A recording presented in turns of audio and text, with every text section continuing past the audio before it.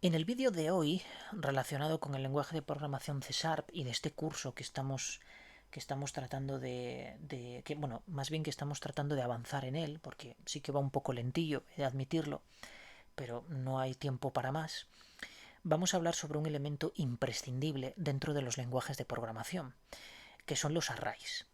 Los arrays realmente desde un punto de vista matemático se considerarían como, digamos, tienen la misma estructura que las matrices. Sí es cierto que las matrices de una sola dimensión, desde un punto de vista más informático, se conocen como vectores, y cuando tienen más de una dimensión, pues ya reciben el nombre de matriz, ¿de acuerdo? Que efectivamente se corresponde un poco más a esa notación matricial a la que estamos acostumbrados bueno, pues seguramente que en algún momento determinado la hemos visto en matemáticas, ¿de acuerdo? Independientemente de los estudios que se tengan, si está relacionado con el mundo de la informática, pues las matrices seguro que les has echado un vistazo en alguna ocasión, ¿de acuerdo? De hecho, son elementos, ya os digo, que son imprescindibles. Sí es cierto que hay otros lenguajes como Python que en vez de ese concepto de array, pues se pasa un poco más a estos modernismos de hoy en día y le llama lista.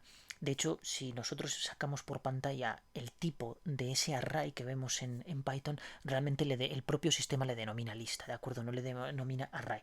Sin embargo, C#, aparte de contener listas, que las contiene, forma parte de lo que es la colección que veremos en el vídeo siguiente a este, pero sí que existe el elemento de array. Entonces vamos a ver qué es esto de un array y vamos a ver qué diferencia hay entre almacenar información, digamos, en una variable normal y almacenarlo en un array. Realmente un array no deja de ser una variable. Sin embargo, es una variable que contiene, digamos, como subvariables, ¿no? Es decir, es una variable que contiene diferentes elementos a los que nosotros podemos acceder. Entonces, fijaos, cuando yo hago, por ejemplo, cuando yo declaro una variable de esta forma, realmente el compilador, cuando ejecuto este programa que está haciendo, le está reservando memoria. Básicamente haría esto: almacenaría en la posición X, vamos a llamarle posición X, almacenaría el valor 10. Esto evidentemente estaría en un sistema comprensible por el ordenador. Seguramente la posición de memoria estaría almacenado en hexadecimal y podríamos acceder a ella de manera bueno, pues con algún método que nos permitiera extraer esa información de manera indirecta, es decir, no de manera directa. Esto es lo que se conoce como puntero. Y dentro de esta posición de memoria, o esta posición de memoria, digamos, que apunta a este contenido que es el que contiene, es el que está almacenado en esa variable, ¿de acuerdo? Los arrays básicamente son exactamente lo mismo. Sin embargo, en vez de contener una única posición, contienen varias posiciones bajo el mismo nombre. Es decir, aquí estaría la posición, por ejemplo, 0, a continuación estaría la posición 1 y almacenaría un valor completamente diferente, por ejemplo el 20, y así sucesivamente hasta el tamaño que nosotros le hemos dado. Es decir, un array es una colección de elementos ordenados desde un punto de vista posicional en la memoria, pero no a nivel de elemento, es decir, de contenido. ¿Por qué? Porque el contenido se lo vamos a asignar nosotros y yo le asignaré el contenido en una determinada posición, el que yo quiera, y en la posición que yo quiera, esté o no ordenado. Luego sí es cierto que existen métodos que me permiten operar con esas matrices, con estos arrays, y poder ordenarlos, poder invertirlos, poder seccionarlos, poder calcular intersección, unión, diferentes métodos, ¿de acuerdo? Pero en este caso que nos quede la idea de que un array no es ni más ni menos que una especie de lista de elementos que empiezan en 0 y terminan en el tamaño máximo que nosotros le hayamos dado a ese array menos 1, siempre menos 1. ¿De acuerdo? Es decir, va desde 0 hasta n-1, siendo n el tamaño que nosotros le hemos asignado a esa matriz. Bien, ¿cómo se representa esto desde un punto de vista de código? Ponemos el tipo. A continuación, para decirle que esto va a ser un array, nosotros tenemos que abrir y cerrar corchetes, sin poner un número dentro, sencillamente así. Y yo ya le estoy diciendo que es un array de una dimensión. O como dije antes, se conoce como vector, ¿de acuerdo? Porque es de una sola dimensión. A continuación le doy un nombre, le voy a decir números, y con el operador new ya le estoy reservando memoria para los elementos que yo le indique a continuación de tipo entero, ¿de acuerdo? Entonces tengo que volver a decirle el tipo, abro los corchetes y a continuación le digo el tamaño que le quiero asignar a esta array. En este caso 3 elementos nada más. Por tanto va a contener el nums 0, el nums 1 y el num2. Sencillamente. Por eso os decía que va desde 0 hasta n-1. ¿Y quién es n? N es este 3.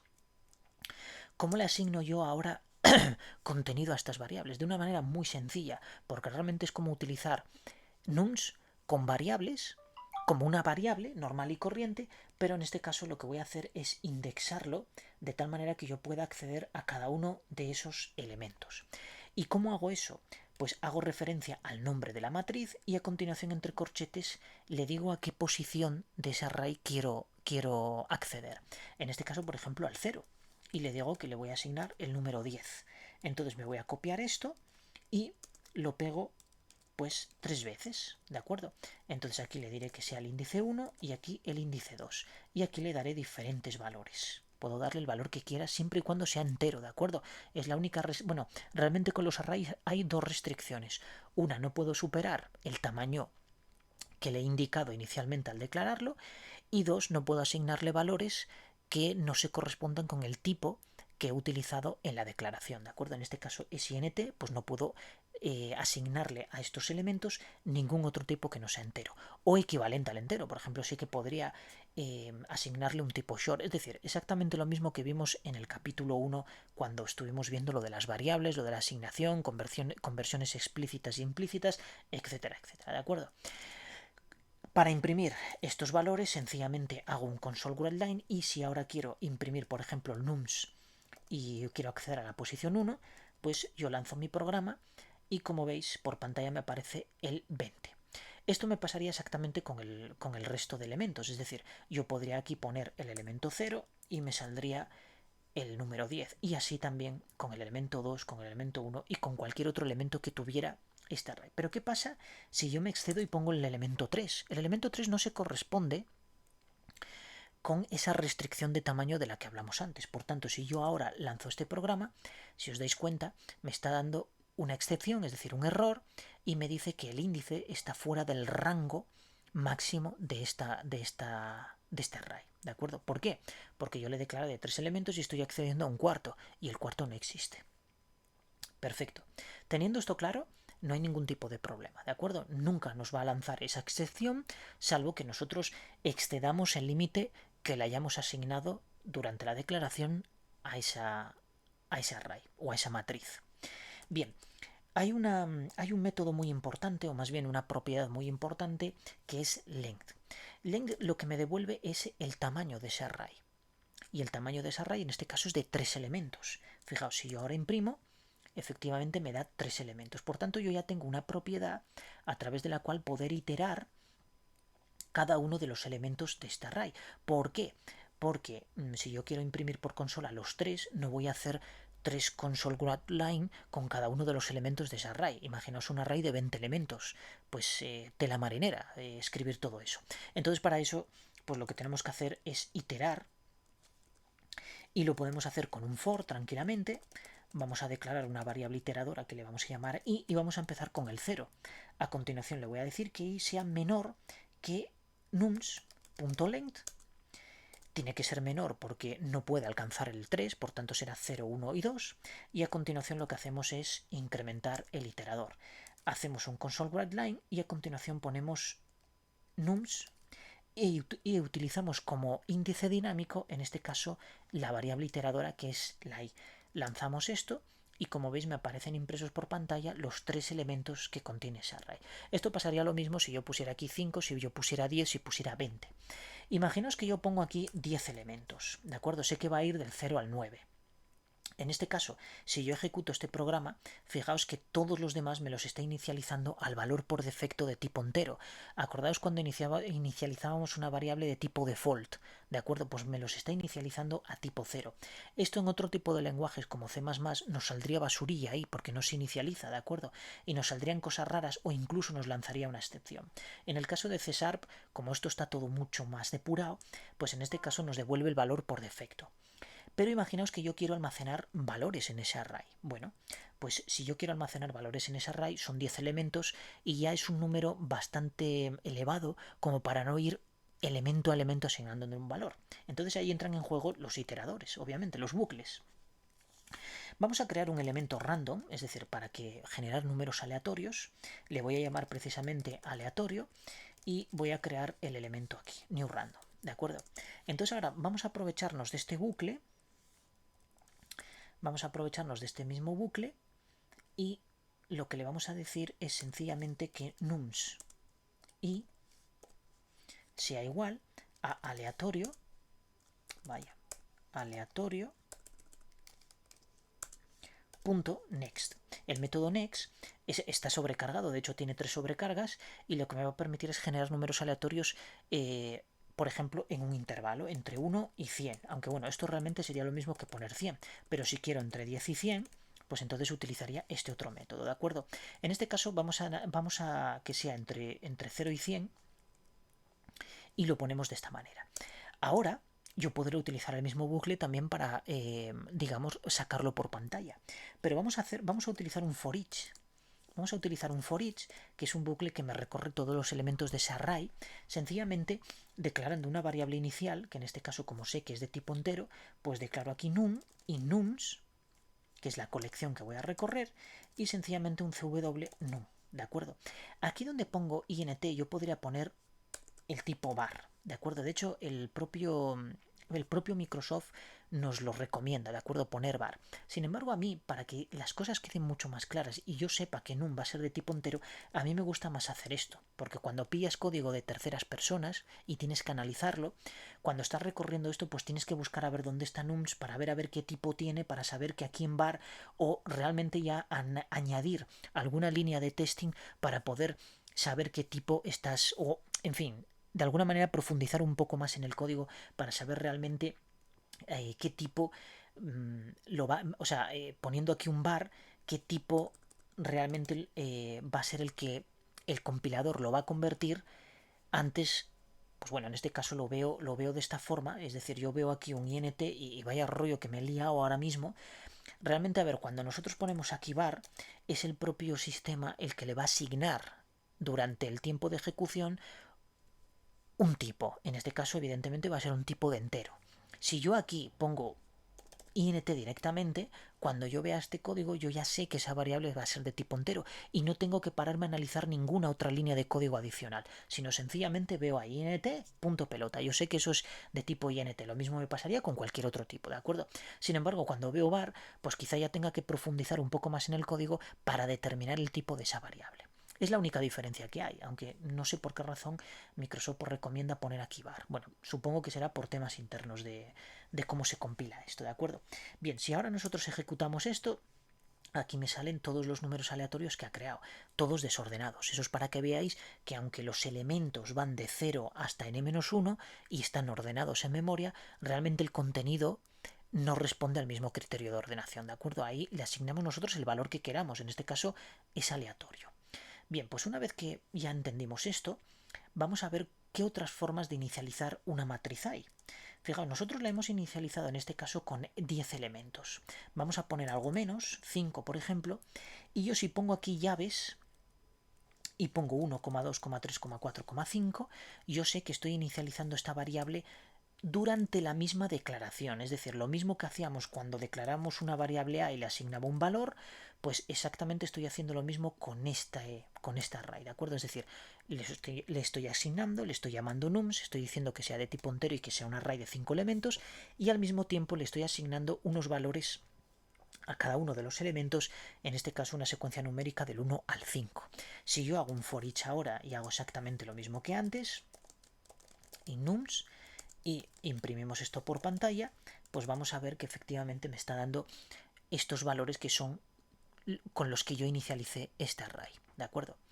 Hay otra forma también, muchas veces nos vemos obligados a inicializar arrays de esta forma, es decir, poniendo ahí un 5, pero diciéndole que el tamaño, en vez de un número, es decir, un literal, pues sea, por ejemplo, bueno, voy a poner un short, voy a llamarle size y voy a decirle que sea de 5 elementos. Yo puedo utilizar esa variable como inicializador de tamaño y efectivamente veis que no me da ningún tipo de problema. Sin embargo, si yo aquí lo inicializo manualmente durante la declaración y le digo 5 elementos, fijaos que aquí me está dando un error y me dice un valor constante es esperado.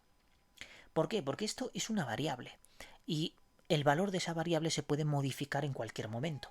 Por tanto, si se modifica antes de la declaración de este array, entonces esto puede ser un grave error, porque aquí puede poner 6 y sin embargo yo le estoy asignando solo 5 elementos. Entonces yo aquí tengo que declarar esto de tipo constante y el error se va. ¿Por qué? Porque yo sé que esto, una vez declarado, no se va a poder modificar nunca. De hecho, si yo ahora pretendo modificar esto y decirle 10, me va a decir que nanay, porque es un tipo constante, ¿de acuerdo? Y no se puede volver a reasignar. Perfecto. Entonces, nosotros tenemos aquí ahora mismo un array, lo he declarado con un tamaño de 5 a través de, digamos, una variable que puede venir pues no de una variable que yo declare aquí explícitamente, sino de una función o de cualquier otro tipo de elemento del propio lenguaje, y a continuación yo he inicializado directamente a través de una manera totalmente literal y explícita el contenido de ese array. Y por supuesto, si yo ahora hago mi for each, pues tengo exactamente lo mismo que hemos visto antes, ¿de acuerdo? Es decir, yo ahora imprimo num y tengo ahí el tamaño de 5 y no tengo ningún tipo de problema, es decir, es justo lo que yo esperaba, el resultado que yo esperaba. Bien, antes vimos la propiedad length que me devuelve el tamaño de este array, pero hay otra propiedad bastante importante que vamos a utilizar, que es nums.rank. Rank lo que me da es las dimensiones de ese array. En este caso este array es de una única dimensión. Si os dais cuenta, aquí no hay nada más que un número y una sola dimensión, aunque contiene 5 elementos, pero eso no quiere decir nada, eso es el tamaño, pero no la dimensión. Entonces rank me devuelve el número de dimensiones, y en este caso me va a devolver una sola. Otra propiedad, en este caso es un método, ya no es una propiedad, .getLength, esta propiedad me devuelve el tamaño de cada una de las dimensiones de este array, ¿de acuerdo? Y empieza por 0. 0 sería la primera dimensión y sucesivamente, en cuanto yo fuera incrementando el número de dimensiones, pues me devolvería alguna... sería, en vez de 0 sería 1, 2 y así sucesivamente. Fijaos, ahora mismo me va a devolver que el tamaño de la dimensión 0, en este caso es 5. Si yo aquí pusiera por error un 1, pues obviamente me va a dar el mismo error que me dio antes, porque no existe la dimensión 1.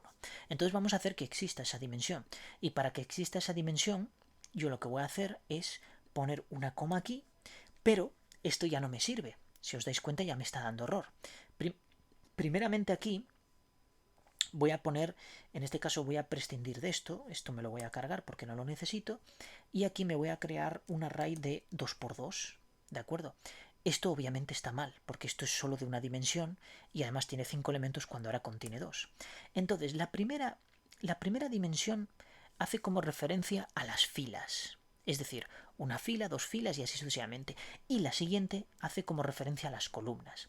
Entonces, yo al abrir esto, como es de 2 dimensiones, tengo que abrir llaves otra vez, poner una coma y otras llaves más. Bueno, pues estas llaves, digamos, este empaquetamiento que está dentro de este paquete más externo, lo que son los internos, estos pertenecen a la primera dimensión, ¿de acuerdo? Es decir, a esta de aquí. Por tanto, como sé que son 2, pues es el 0 y el 1. Y ahora tengo que definir las columnas, es decir, esto de aquí, que son 2. Bueno, pues entonces puedo poner 1,2 y aquí 2,3. Si os dais cuenta, realmente el primer 2 hace referencia a estos dos elementos, es decir, a este primer subconjunto de llaves y a este segundo subconjunto de llaves.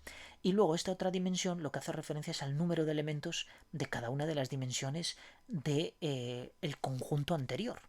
Y por supuesto, esta dimensión de fuera de las llaves, pues bueno, esa sencillamente es la forma de declarar una inicialización en el momento que declaramos también el array, ¿de acuerdo? Eso ya forma parte de la sintaxis del propio lenguaje. Sin embargo, esto sí que es, a ver, obviamente también pertenece a la sintaxis del propio lenguaje, pero esto es más característica asociada a las dimensiones, ¿de acuerdo? Como ahora, si yo imprimo aquí getLength 1, fijaos que ahora sí que me va a dar un tamaño de 2, porque realmente tiene 2. Si yo aquí pusiera 3, pues entonces tendría que, me va a dar error, esto me lo va a subrayar, tendría que poner aquí un elemento más, por ejemplo el 4 y por ejemplo aquí el 5. Y de esta manera ya le estoy diciendo que es una matriz de dos elementos, que son estos dos de aquí, este 1 y este 2, o bueno, más bien este 1 y este 2, que es el 0 y el 1, y luego pues las columnas, que es estas de aquí, 3 y 3. Esto básicamente, si lo representáramos de una manera matricial, pues esto sería de la siguiente manera: 1, 2 y 3 columnas, bueno, en este caso 4 columnas, bueno, perdón, 3 columnas, pero los elementos son así, y luego a continuación aquí abajo estaría el 2, el 3 y el 5, de esta forma, ¿de acuerdo? Pues básicamente es eso mismo, que esto a veces, pues, si nos genera muchos problemas, se puede representar de la siguiente manera, que es mucho más legible, ¿de acuerdo? De esta forma ya tenemos un array de 2 dimensiones y cada una de esas dimensiones contiene 3 elementos. ¿Cómo puedo acceder yo ahora a cada uno de estos elementos? Bueno, pues muy sencillo. Primeramente, tengo que decirle separar por coma aquí y decirle a qué elemento. Imaginaos que quiero acceder a este 3. Bueno, pues este 3 sé que está en la segunda, pertenece a la primera dimensión, pero en este caso está en la segunda parte de esa dimensión, es decir, en la segunda columna. Por tanto, como la primera representa el 0, la segunda representará el 1. Pues ponemos, perdón, ahora me fui aquí, aquí ponemos el 1.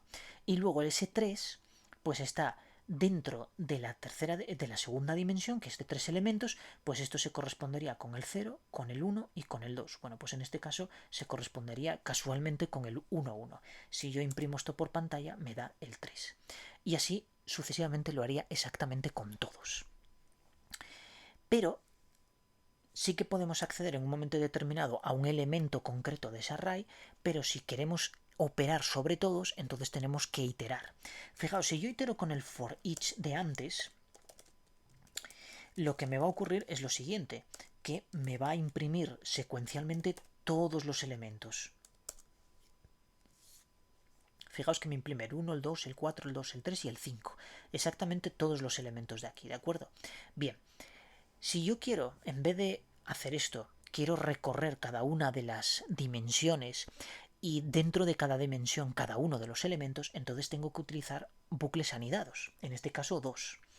Entonces podré utilizar un for y decirle que esto empiece en 0 y que I1 sea menor, en este caso, que la longitud de la dimensión 1. ¿Y cómo obtengo yo eso? Pues sencillamente nums.getLength y le digo que sea la dimensión 0. En este caso sé que la dimensión 0 es de 2, por tanto recorrerá 0, primero valdrá 0 en la primera iteración y luego valdrá 1 en la segunda iteración. Y ahora hacemos I1 más más. Y ahora tengo que anidar un segundo for, que le voy a llamar I2, que empiece en 0, pero en este caso I2 va a ser menor que nums.getLength y en este caso vamos a obtener la dimensión 1. ¿De acuerdo? Es decir, va a ser 3, 0, 1 y 2. Y 2 más más. Entonces ahora sencillamente pongo que me imprima por pantalla. En este caso le llamo nums. Y va a ser I1, I2. Y de esta forma voy a obtener el mismo resultado que antes con el for each. Lanzamos esto y fijaos que tengo todos los elementos secuencialmente. De 1, 2, 4, 2, 3, 5. Hay un salto ahí, pero realmente son todas las dimensiones. Hemos recorrido todas las dimensiones y dentro de cada dimensión hemos recorrido cada uno de los elementos, que esto nos puede venir muy bien en algún momento determinado de nuestro desarrollo computacional, por decirlo de alguna manera. Bien, una vez que nosotros recorremos un array, podemos hacer todas las operaciones que queremos. Es decir, cada uno de los elementos es un entero, por tanto yo puedo hacer operaciones de suma, resta, lo que quiera. Sin embargo, fijaos que si yo ahora por consola, al tratarse de un array de 2 dimensiones, obtengo su longitud, fijaos lo que me va a ocurrir. Lo que me va a ocurrir es que me devuelve 6. Eso quiere decir que lo que está haciendo es multiplicar la primera dimensión por la segunda. Y es justo lo que está haciendo. Y me devuelve el producto de todas las dimensiones. En este caso 2 por 3. ¿De acuerdo? Entonces esto puede ser válido en un momento determinado, pero puede ser no válido en muchos momentos. ¿Por qué? Porque esta length yo ahora no puedo recorrer el array como si se tratara de una sola dimensión, porque tiene 2. Entonces no puedo utilizar un único iterador para recorrer cada uno de los elementos de este array, porque necesito imperativamente 2, salvo que obviamente utilice el for each, pero el for each digamos que es una variante muy particular del lenguaje, que recorre todos los elementos. Realmente esto en memoria está todo alineado, entonces el for each lo que hace es recorrer pues todo ese tamaño del array. Sin embargo, la sintaxis es la que nos obliga realmente a utilizar 2 iteradores. para diferenciar una dimensión de otra. Y es que si no fuera así, en ningún momento yo podría acceder a la dimensión 1, por ejemplo, y realmente descartar la dimensión 0. Es decir, yo quiero acceder a los elementos de la dimensión 1. Con el for each va a ser muy complicado porque me los recorre todos. Entonces tendría que iterar imperativamente con un bucle independiente y acceder a la dimensión que yo quisiera. ¿De acuerdo? Bueno, esto con respecto a los arrays de varias dimensiones. No obstante, si queréis podéis ir aquí a la documentación oficial de Microsoft, y aquí tenéis muchísima información relacionada con los arrays. De hecho, fijaos aquí, por ejemplo, uno de 3 dimensiones, en fin. Esto podéis revisarlo, y la verdad es que la ayuda de Microsoft está muy bien hecha y se aprende muchísimo. De hecho, yo aprendí muchísimo con esta documentación. Fijaos aquí, por ejemplo, este array de dos dimensiones, pues fijaos, realmente es la primera dimensión, que son las filas, pues tiene 1, 2, 3, 4, son 4 filas por 2 elementos. Entonces aquí vemos que es efectivamente de 4 por 2. Esta otra pues es de 3 por 2, pero es de tipo string ya. Y esta, que es de 3 dimensiones, pues fijáis cómo le pone 2 comas para determinar las dimensiones, y luego a continuación lo que hace es, pues va creando subgrupos dentro, y por ejemplo esto sería la primera dimensión de la más hacia la izquierda, porque va de izquierda hacia derecha. Entonces vas definiendo primero las que están más a la izquierda, que sería esta y concretamente esta, por tanto ya sabemos que es de 2 elementos, es de 2 dimensiones. Luego ya la más interna, que sería, la más interna, la del medio en este caso, que sería esta, que es también de 2 dimensiones, vemos que contiene nada más que 2 elementos, y luego ya los elementos más internos, que en este caso es de 3. Por tanto, fijaos aquí cómo pone de 2 por 2 por 3. Y luego aquí hace algunos ejemplillos. Por ejemplo, fijaos, aquí obtiene la longitud de cada una de las dimensiones y lo que hace es un producto. Esto es lo mismo que calcular este length. ¿De acuerdo? Es decir, lo único que está haciendo es multiplicar el tamaño de cada una de las dimensiones, que es lo que os acabo de explicar yo. Bueno, pues esto es muy recomendable revisar estas cosas, ¿de acuerdo? La documentación viene muy bien. Bien, ¿qué pasa si en vez de enteros, pues yo creo una cadena, por ejemplo, un array de string? Le voy a llamar cadenas y le digo, pues new string, lo mismo. En este caso vamos a, por ejemplo, 2 cadenas. Y fijaos, para ordenarlo, pues yo hago así, hola mundo, por ejemplo, y podemos poner aquí cómo estás, ya, sin tildes y sin nada, listo. Y entonces para recorrer esto, pues bueno, yo me creo mi for each, le pongo aquí que va a ser un string, en este caso pongo cadena en cadenas y sencillamente un cw con cadena. Esto lo sacamos por pantalla y vemos que tengo las 2 cadenas de texto, y podría ampliarlo todo lo que quisiera siempre y cuando modifique aquí también el tamaño.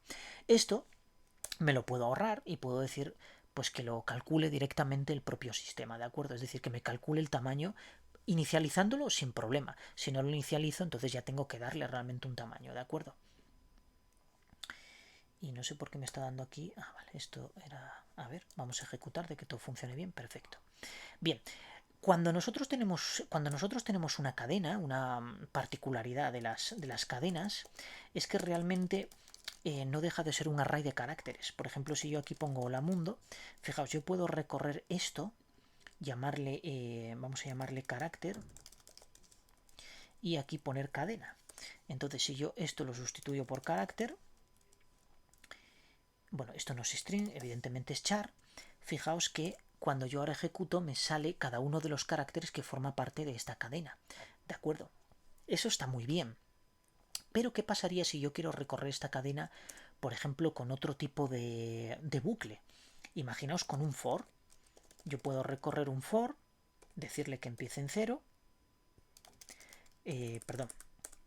y menor que cadena.length, y más. Y entonces ahora pongo un cw, le digo cadena, y sencillamente utilizo como índice el iterador. Bueno, pues esto me lo voy a cargar de aquí porque es exactamente lo mismo. Lanzo el programa y fijaos que me imprime todos los caracteres, ¿de acuerdo? Hay una forma bastante sencilla, o digamos una variante de imprimir los arrays, que es con la clase array y un método que se llama for each. Fijaos, si yo creo un array que le llamo nums y hago new int, y por ejemplo lo vamos a inicializar con varios elementos. Esto es así, perfecto. Entonces ahora yo voy a tirar de la clase array.forEach. Este es un método que el primer parámetro me dice que introduzca el array nums y a continuación un action. Esto no lo hemos visto aún, pero los actions son como las funciones lambda en JavaScript, en Java, en cualquier otro lenguaje de programación, Python, Ruby, Go, lo que sea. Todos hoy contienen funciones lambda, incluso Excel, ¿de acuerdo? Contiene funciones lambda. Entonces, el primer parámetro que yo le voy a llamar item, por ejemplo, no por convención, sino porque me da a mí la gana, y a continuación el operador flecha. Esto me está diciendo que item va a contener cada uno de los elementos, es decir, el for each lo que va a hacer es iterar por cada uno de los elementos del array nums y va a ir almacenando en esta variable item cada uno de estos elementos. En cada iteración un elemento diferente, ¿de acuerdo? Y entonces ahora lo que hago es sencillamente imprimir aquí item de esta forma. Entonces lo que tengo es mi función lambda y esta función lambda lo único que hace es sacarme por pantalla cada uno de los valores que contiene esta array. Yo ejecuto esto y fijaos que me sale del 1 al 5, es decir, es lo mismo que un for each con un console write, es exactamente lo mismo, lo que pasa es que pertenece a la clase array. Imaginaos ahora que yo tengo aquí, en vez de esto, yo tengo un string, una cadena en la que pongo hola mundo y aquí en vez de nums yo le paso cadena. Habíamos hablado de que cadena era un array de caracteres, sin embargo no deja de ser un string y el método forEach me exige imperativamente que aquí haya un array. Entonces yo no puedo pasar una cadena, porque la cadena sí que es un array, bueno, es un array un poco particular, pero realmente no deja de ser un tipo string. Entonces, si yo quiero aquí pasarle un array, entonces tendría que convertir esto a un array. Y no me hace falta, si quiero poner aquí con el operador este de diamante, poner char, yo puedo decirle, vale, de esta manera sé que esta cadena la estoy convirtiendo directamente a char, pero esto implícitamente ya viene más que definido y no es necesario ponerlo. Si quiero lo puedo poner, si no, pues prescindo de ello. Entonces yo ahora lanzo esto y efectivamente ahora sí tengo un array de char ahí, ¿de acuerdo? Por tanto puedo hacer muchas cosas con él. Por ejemplo, yo podría sencillamente, fijaos, yo podría hacer aquí un char array que le llame caracteres y haga tu array, ¿de acuerdo? Tu char array, eso es en Java. Entonces, una vez que yo tengo esto, puedo utilizar un método de array que se llama reverse, y reverse actúa única y exclusivamente con arrays, es decir, lo que me hace es invertir los elementos. Es decir, el último elemento pasa a ser el primero y el primero pasa a ser el último. Y digamos, este ciclo lo mantiene con todos los elementos, ¿de acuerdo? Entonces yo ahora lo que está esperando es un array que le voy a pasar caracteres. Y lo curioso es que este método y me invierte el caracteres. Es decir, caracteres ya no va a ser el primer elemento ya no va a ser el H, sino que va a ser el O. Por tanto, yo cuando imprima esto, que en este caso ahora tengo que poner aquí caracteres en vez de tu array, voy a poner caracteres. Fijaos que ahora cuando yo imprima esto, me lo está imprimiendo justo al revés. Justo al revés. Yo podría crearme, fijaos, puedo crear un string aquí que le llame cadena invertida y crearme un string a partir de ese caracteres, ¿de acuerdo? Porque el constructor de la clase string me acepta como parámetro un array de tipo char. Entonces yo aquí ya no necesitaría hacer nada de esto.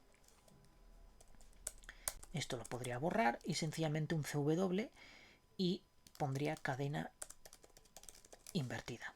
Y de esta forma yo ejecuto esto y fijaos que tengo el hola mundo invertido, ¿de acuerdo? Podría hacer un poco más y en reversar esto un poco más, hacer lo siguiente.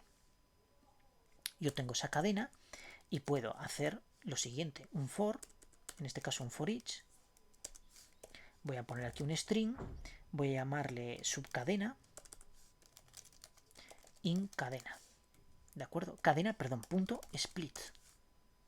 Y le voy a decir que me rompa esa cadena por el espacio en blanco, por el separador. Y entonces ahora imprimo subcadena. Vaya. Subcadena. Y por supuesto esta línea de aquí me la voy a cargar porque ya no es necesaria. Saco esto por pantalla y me imprime las dos palabras. Bien, yo podría complicar esto un poco más utilizando métodos de arrays de la siguiente manera. Esto lo voy a meter para adentro. Así, bueno, más para abajo. ahí. Y entonces voy a crear aquí un char, va a ser un array, donde que le voy a llamar, bueno, le voy a llamar C para no alargar esto mucho, y voy a decir que subcadena punto to array, ¿de acuerdo? Yo ya sé que eso es un array, entonces ahora lo voy a invertir con reverse y voy a poner C.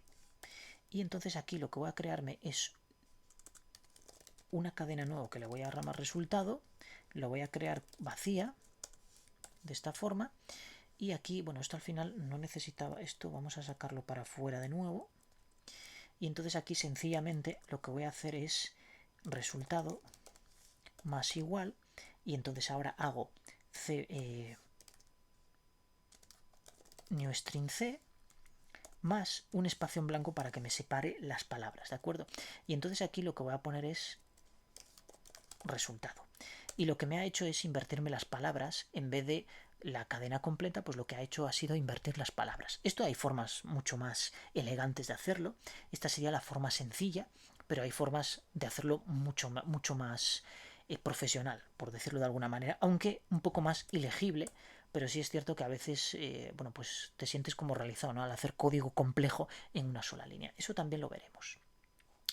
Bueno, pues como vemos, podemos utilizar cadenas de texto como arrays, podemos convertirlo porque hay ciertos métodos que no me van a aceptar como argumento un string, pero sí un string de, pero sí, perdón, un array de tipo char, y lo puedo transformar fácilmente a través de la cadena. Vamos a ver ahora cómo ordenar un array, y para ello vamos a crear, por supuesto, un array de elementos aleatorios totalmente, ¿de acuerdo? Entonces para ello lo que podemos hacerlo es, vamos a hacerlo de dos formas, vamos a hacerlo con el for, bueno, creo que el for ya lo hemos visto antes, bueno, vamos a crear un array, por ejemplo, de, vamos a llamarle nums, y lo vamos a crear de 5 elementos, por ejemplo, ¿de acuerdo? Entonces vamos a crear aquí el random, vamos a llamarle aleatorio y new random, perfecto. Entonces ahora con un for vamos a decirle que sea igual a 0 y que y sea menor que nums.length. Perfecto. Y más. Y entonces ahora lo que vamos a hacer es que nums con el iterador i, pues le vamos a asignar un aleatorio.next y le vamos a decir que valores entre 100. Si esto lo sacamos por pantalla, vamos a, bueno, cada vez nos va a resultar valores diferentes. Y nums, y vamos a sacar aquí no. Ejecutamos esto y fijaos que tengo valores, pero evidentemente están desordenados, incluso alguno hasta se repite. Entonces, ¿cómo ordeno yo este array? Bueno, pues como hemos visto antes la función lambda, vamos a utilizar un método que se llama array.short, y de momento yo sencillamente le voy a pasar el array nums, ¿de acuerdo? Entonces, si yo ahora lanzo esto, fijaos que está ordenado de manera ascendente, es decir, del menor al mayor, y está perfectamente ordenado, lo ha ordenado genial. Pero ¿qué pasa si yo lo quiero ordenar de manera descendente? Para ordenarlo de manera descendente nosotros sabemos que podemos utilizar una función lambda que tome dos parámetros y que me devuelva, en este caso, una resta, ¿de acuerdo? B menos A. B menos A es, en este caso, si pongo A menos B sería de orden ascendente, y si pongo B menos A sería de orden descendente. Entonces ejecuto esto y fijaos que me devuelve el 85, el 42, es decir, de orden descendente, va del mayor al menor. Esta es una forma de ordenar lo que es un array que esté desordenado. Ahora sí cobra más sentido el hecho de tener los elementos ordenados, porque no solo están ordenados en la memoria de manera posicional, sino que además tengo el contenido ordenado con el método que yo quiera, es decir, si lo quiero ascendente, si lo quiero descendente, pues eso como yo quiera, ¿de acuerdo? Lo hacemos con el método short, pero hay muchos otros métodos que tenemos que ver, como por ejemplo el de intersección. Bueno, antes de nada quiero enseñaros también cómo generar números aleatorios sin falta de utilizar esto. Esto es digamos, la metodología de toda la vida. Es decir, creamos un objeto random y luego a continuación, pues con un bucle vamos iterando y generando números aleatorios. Pero hay una forma bastante agradable de hacerlo, que es utilizando los enumerable, que veremos más en un vídeo posterior. Vamos a crear aquí, fijaos, con enumerable, que es una clase realmente, bueno, en este caso no sé si es una clase o una interfaz, sí, es una clase, pertenece a link. tiene un método que se llama range. Y range me dice que toma dos argumentos, un start y un count. El start es desde donde yo quiero que empiece y el count es cuántos elementos quiero que me genere. Entonces, si yo quiero que empiece en 1 y que me genere 10 elementos, pues irá del 1, 2, 3, 4. Si quiero, por ejemplo, que empiece en el 5 y me genere 5 elementos, pues entonces irá 5, 6, 7, 8, 9 y 10, ¿de acuerdo? Pero yo quiero, en este caso, que me genere del 1 al 10. Y como yo sé que quiero generar números aleatorios, voy a utilizar select. Select es como el método map en JavaScript. Aquellos que sepáis trabajar con map, pues select es exactamente lo mismo. Y toma como parámetro una función lambda. Y esta función, pues bueno, yo voy a poner item, que es el elemento que, perdón, es más bien la variable en la que va a almacenar cada uno de los elementos de este range. Como este range nos devuelve un enumerable, es decir, me devuelve un elemento por el que yo puedo iterar. Entonces, como sé que contiene valores del 1 al 10 y son de tipo entero, select lo que va a hacer es que en esta variable item va a ir almacenando cada uno de los variables que le pasa como argumento de entrada, digámoslo de alguna forma, este método range. Como le introduce un enumerable del 1 al 10, pues item inicialmente contendrá 1, luego 2, es decir, el método select irá iterando elemento a elemento y los irá almacenando en item. Entonces, pero el método select tiene que devolver algo, es decir, devuelve algo. Entonces, para que devuelva algo, yo lo que voy a hacer es crear un random y con el método next lo que le voy a decir es que me devuelva números entre 1 y 100 o entre 0 y 100, no recuerdo exactamente ahora mismo lo que hace next. Cierro esto, pero fijaos que me sigue dando error. ¿Por qué? Si yo pongo aquí el punto y coma, vamos a hacer esto en 2 líneas para que se vea bien. Perfecto. Si yo pongo punto y coma aquí me sigue dando error. ¿Por qué? Porque me dice, cuidado, es que, a ver, no puedo convertir implícitamente un generic enumerable en un array de enteros. Esto hay que utilizar una metodología un poco más compleja. Entonces lo que tengo que hacer es convertir esto explícitamente con el método toArray y no necesito hacer más. Es decir, él ya implícitamente sabe que va a contener valores enteros y que me los va a asignar aquí. ¿De acuerdo? Si yo hay que utilizar un método nextDouble o cualquier cosa, pues hombre, obviamente esto me daría error porque dice que no, que bueno, nextDouble para empezar, vamos a ver si existe esto, que no sé si se llama así, punto nextDouble, pero creo que no, vale, este no acepta parámetros.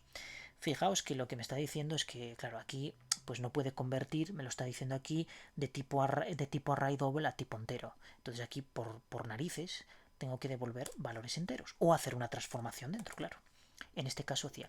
Entonces, bueno, resumiendo un poco, la clase enumerable me aprovecho del método static range que me genera una colección de elementos entre 1 y 10 y luego el método select lo que va a hacer es iterar por cada uno de esos elementos e ir almacenándolos secuencialmente en la variable item. Y lo que va a hacer es retornar cada uno de los elementos que yo genere aquí. ¿Qué retorna? Pues retorna un enumerable también, es decir, una colección de elementos, en este caso aleatorios, porque los estoy generando aleatorios. Y luego, una vez que yo tengo ese enumerable creado, para asignar ese enumerable a un array de tipo enteros, tengo que convertirlo con el método toArray, que es lo que estoy haciendo, ¿de acuerdo? Aquí, como ya os dije, podría poner int y no tengo ningún problema, es decir, va a crear un array de enteros. Es un poco más legible, pero realmente, pues bueno, no es necesario, ¿de acuerdo? Podría prescindir de él perfectamente. Entonces, si yo ahora ejecuto el programa, tengo exactamente lo mismo que antes, es decir, ahora sí que tengo 10 elementos, a diferencia de antes que creo que había creado 5 o algo así, ahora tengo 10 elementos y sigo teniéndolos ordenados de manera descendente. Si yo aquí sencillamente cambio B por A, pues ya los tengo de manera ascendente, que es lo mismo que no poner nada, es decir, que quitar este lambda y dejarlo con nums porque es, digamos, el criterio de ordenación por defecto que tiene ese método. Bien, pues una vez que hemos ordenado vamos a crear intersecciones. Para crear intersecciones voy a utilizar esto mismo, pero voy a quitar aquí, voy a crear aquí el toArray de esta manera y tengo un elemento, tengo una variable nums, que en este caso no le voy a llamar nums, le voy a llamar a, y me voy a crear otro array que se va a llamar b, que va a ser enumerable también, punto range, y en este caso lo que voy a hacer es que lo cree desde el 1, pero sencillamente 5 elementos. Perfecto. Entonces de esta manera tengo del 1 al 10 y del 1 al 5. Y yo quiero obtener los elementos comunes de ambos arrays, es decir, lo que se conoce como intersección. Entonces me voy a crear otro array que le voy a llamar C y voy a hacer lo siguiente, a.intersect y le voy a pasar B. De esta forma yo tengo, bueno, evidentemente intersect me está devolviendo un enumerable, lo vemos aquí, me devuelve un enumerable, por tanto lo tengo que convertir a toArray también, ¿de acuerdo? De esta forma yo ya tengo la array. Entonces aquí en vez de, bueno, esto puedo quitarlo, y aquí en vez de nums voy a poner C. Y fijaos que esta primera matriz contiene elementos desde el 1 hasta el 10. Y esta otra contiene elementos desde el 1 hasta el 5. Por tanto, ¿cuáles son los elementos comunes en estos dos rangos? Pues desde el 1 hasta el 5, naturalmente. Entonces, si yo ahora ejecuto esto y lo saco por pantalla, fijaos que el array C solo contiene los 5 elementos, es decir, del 1 al 5. ¿De acuerdo? Es decir, elementos del 1 al 5. Imaginaos que yo aquí empiezo esto en 3 y quiero nada más que 3 elementos. O 4, me da igual. Entonces, claro, este contendrá ahora desde el 3, pues 3, 4, 5 y 6. Bueno, creo que hasta el 7, ¿no? 4 y 3, 7. Bueno, pero conteniendo 3 sería el 3, 4, 5 y 6. No, contendría estos elementos, 3, 4, 5 y 6. Bueno, pues van a ser los elementos comunes dentro de este rango. Por tanto, me obtendrá el 3, el 4, el 5 y el 6. Si ahora ejecutamos esto, fijaos que ahí tengo 3, 4, 5 y 6 elementos comunes. Yo puedo unir. Fijaos que yo puedo hacer una unión. Si yo pongo a.union y le pongo b, hago una unión. Una unión es que todos los elementos del array 1 me los anexe también con el array 2. Hago lo mismo, lo convierto en un array, pero fijaos lo que va a ocurrir cuando yo saque esto por pantalla. Me saca 10. ¿Por qué me saca 10? Porque le estoy diciendo al método union. Bueno, le estoy diciendo no, el método union lo que me está diciendo, lo que me está haciendo es que me saca anexa los dos arrays, pero solo elementos comunes, es decir, solo elementos que no se repitan. Y claro, el 3, el 4, el 5 y el 6 que está contenido en este array, pues también están contenidos en el otro. Entonces no puede contener en una lista elementos repetidos.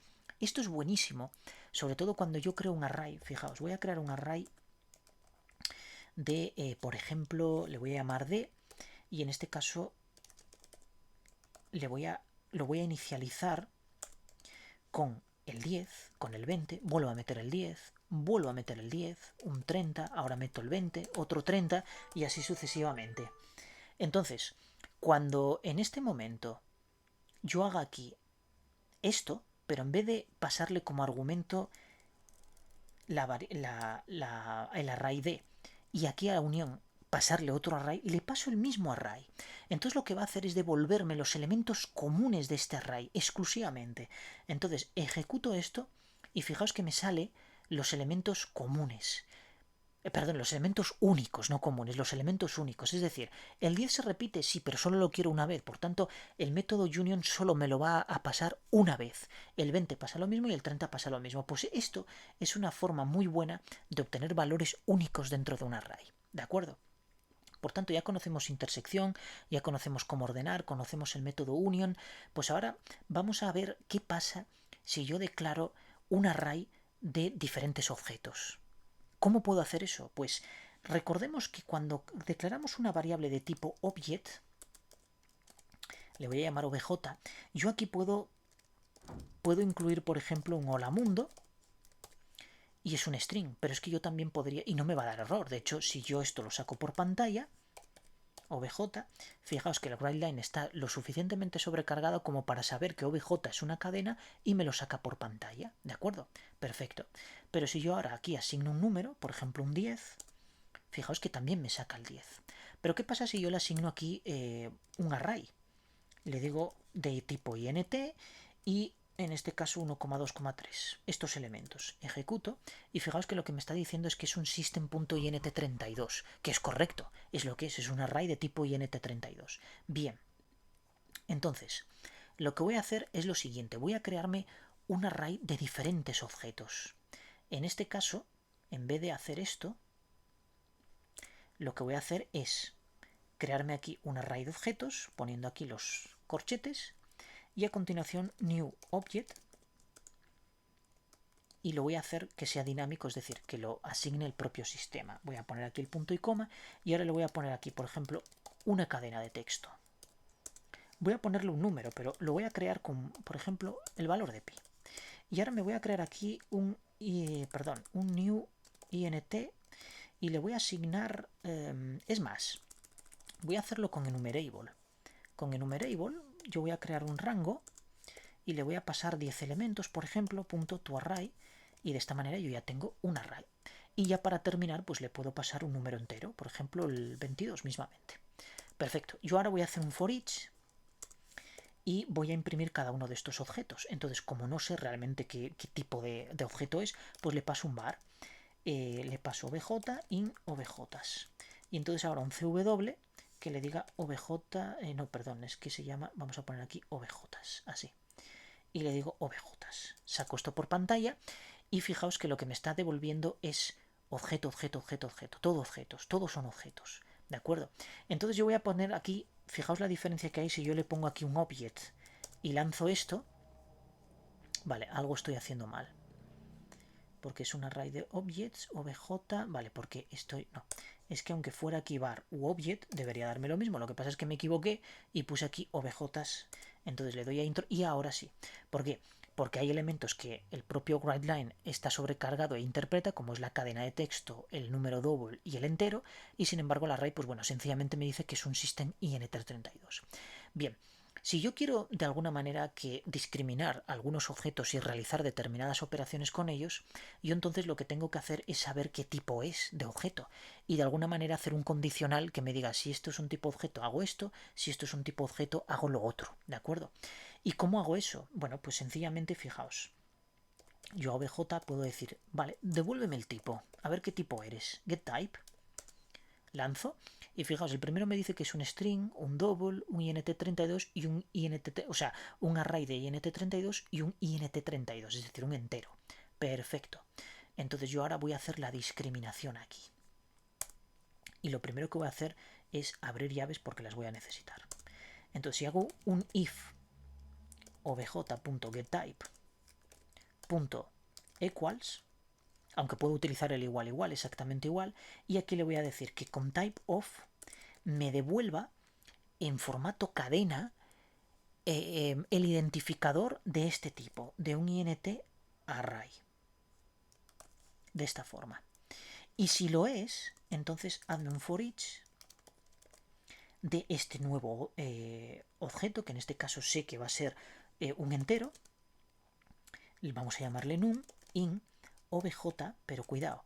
Aquí lo que tengo que hacer es transformar esto a un array de obj y de manera explícita, ¿de acuerdo? Y de esta manera yo lo que estoy haciendo es, ahora imprimo num aquí, lo que estoy haciendo es transformar obj a un array de enteros y en num estoy introduciendo cada uno de los enteros que contiene esta array, que es este range de aquí del 1 al 10 y luego lo saco por consola, sencillamente. Y en el caso de que no sea un array, o sea, de que no sea un tipo system.in32 corchete corchete, que es un array de enteros, pues sencillamente imprímeme el obj. Así de sencillo. Fijaos, yo ahora lanzo esto por pantalla y ahora sí me está imprimiendo el array antes del entero este 22 que yo metí aquí como literal explícito, ¿de acuerdo? Me está lanzando todos los elementos que contiene este array. Esto es una forma, digamos, bastante clara de discriminar diferentes objetos. En este caso es un int32, es un array de int32, pero podría ser un doble, podría ser, por ejemplo, yo podría valorar aquí también un else if y decirle que si obj.getType, que bueno, esto ya podría introducirlo en una variable más intermedia de forma que no tener que siempre hacer esta conversión, pero es string type of y yo pongo aquí string, vaya, type of string, pues entonces que me haga otra cosa, no sé, por ejemplo, imaginaos, voy a hacer un console.writeLine, pero en este caso lo que voy a hacer es coger el obj Y vamos a ver qué puedo hacer. Voy a invertir la cadena. Es decir, voy a coger el obj. Punto, en este caso vamos a convertirlo a un string de esta forma, obj, pero para convertirlo a una cadena de caracteres tengo que convertir tu array, en este caso ya es un array de caracteres, y ahora utilizar el método array.reverse. Bueno, esto sé que es una gochada, el hacer esto anidando tantísima función. De hecho, a ver, voy a irme un poco para arriba y voy a poner esto en una sola línea de forma que, a ver, vale, es que esto es obj.toString, vale, y de esta forma ya tengo el string ahí. Vale, aquí esto es así, toArray, reverse, a ver qué error me está dando. Vale, no, es que esto no devuelve, vale, ya sé lo que pasa. Siempre me pasa lo mismo, que esto no devuelve ningún array, entonces no puedo hacer esa anidación. Tengo que hacerlo de la siguiente manera. Lo primero que tengo que hacer es declarar, por ejemplo, un char array de lo que sea, vamos a llamarle temp, y entonces el obj, bueno, obj.toString.toChar. ToArray, ¿dónde está? Aquí está, de esta forma. Entonces ahora lo que voy a hacer es el array.reverse, meto temp, perfecto, y entonces ahora sí que hago new string, por ejemplo, y pongo temp aquí. Y de esta manera lo que hace es, a ver, aquí me está diciendo, vale, bueno, que puede ser nulo. En este caso no lo va a ser, así que no importa. De hecho, bueno, vamos a dejarlo así, pero bueno, en este caso no es nulo, va a contener valor. Perfecto. Entonces si yo ahora imprimo, ejecuto el programa, fijaos que la variable cadena me parece invertida, ¿de acuerdo? Lo único que hice fue convertir el obj a string porque no tiene el método toArray y me iba a dar error, entonces tengo que utilizar el método toString que posee la clase object, ya contiene el toString, lo convierto a cadena, luego lo convierto a un char de caracteres, invierto con el método reverse que vimos antes y luego lo saco por pantalla. Pero esto en el caso de que sea un string, porque si esto lo hago en el caso de que sea otro tipo diferente a string, pues me daría un error. Aunque el reverse sí es cierto que funciona con cualquier tipo de array, pero obviamente este tipo de conversión ya no funcionaría exactamente igual, ¿de acuerdo? Y habría problemas de asignación de tipo, siendo otro tipo que no fuera un string, ¿de acuerdo? Entonces hago esta discriminación o esta selección por tipos. Obviamente yo aquí podría utilizar pues sencillamente un string que le llame tipo y aquí obtener un obj.getType, ¿de acuerdo? Y de esta manera pues ya tengo que, bueno, el getType me va a devolver un type, por tanto esto tendría que convertirlo a toString, ¿de acuerdo? O llamar esto un type, y entonces ahora ya esto lo quito de aquí, no me daría error. Y si es cierto que ahora esto, pues pondré aquí, en vez de esto, tipo, ¿de acuerdo? Y aquí haría exactamente lo mismo, eliminaría esto de aquí y pondría tipo. Y de esta manera pues ya tengo que si lanzo esto, tengo el mismo resultado de antes, ¿de acuerdo? 22 por un lado y, bueno, 22, perdón, el array impreso por elementos de manera individual por un lado y el string pues invertido, y así lo podría hacer con cualquier otro tipo de datos, ¿de acuerdo? Ya veremos lo que son los genéricos, eso lo veremos en vídeos posteriores, pero bueno, una manera de discriminar el tipo pues es esta, con getType y por supuesto con este typeOfInt que nos devuelve justo la cadena de texto con la que nosotros podemos comparar pues este tipo que nos devuelve este método getType de la clase object, ¿de acuerdo? Bueno, pues yo creo que ha quedado bastante claro lo de los arrays, quizá me he enrollado un poco más bueno, siempre acostumbro a enrollarme demasiado, así que tampoco es una novedad. Pero espero que os haya quedado claro lo que es un array, cómo podemos operar con ellos, cómo podemos cargarlo de información. Es muy importante que os quedáis con este enumerable range y principalmente con la clase enumerable porque da muchísimo juego. Aquí solo hemos visto el método range y select, pero tiene muchísimos más. Y grabaré un vídeo exclusivo de link con el que veremos cómo poder, pues, quizá lo grabe el próximo fin de semana, exclusivo de link, en el que veremos ejercicios reales de cómo crear, por ejemplo, pues un alfabeto de A a la Z con link, cómo invertir cadenas con link, cómo generar, por ejemplo, números primos con link o la serie de Fibonacci con link, en fin, determinados ejercicios bastante interesantes exclusivamente con link, pero obviamente primero la teoría y luego la práctica. Pues yo espero que este vídeo os haya gustado, gracias como siempre por verme y os espero en el siguiente vídeo.